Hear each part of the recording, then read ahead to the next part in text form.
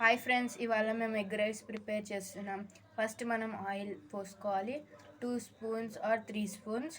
Next మనం egg కొట్టుకోవాలి, 3 eggs are 4 eggs.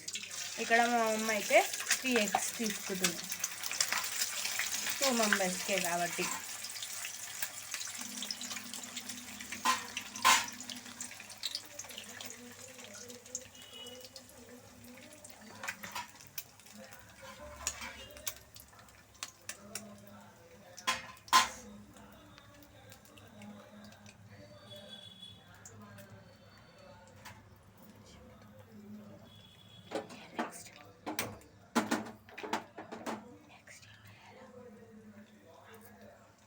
ఇది ఇప్పుడు ఫ్రైలా కావాలి ఫ్రెండ్స్.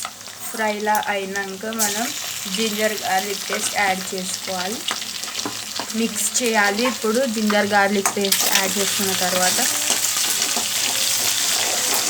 నెక్స్ట్ మనం టర్మరిక్ పౌడర్ యాడ్ చేసుకోవాలి. యాడ్ చేసుకున్న తర్వాత ఒకసారి కలుపుకోవాలి. దాని నెక్స్ట్ మనం రెడ్ చిల్లీ పౌడర్ యాడ్ చేసుకోవాలి, 2 to 3 స్పూన్స్. ఎక్కువ కారం వస్తే 1 స్పూన్.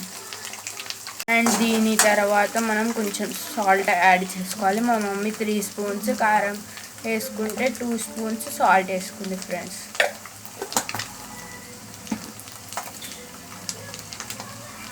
నెక్స్ట్ మనం రైస్ యాడ్ చేసుకోవాలి ఒక 2 minutes తర్వాత. ఇప్పుడు మా మమ్మీ రైస్ వేసుకుంది ఫ్రెండ్స్.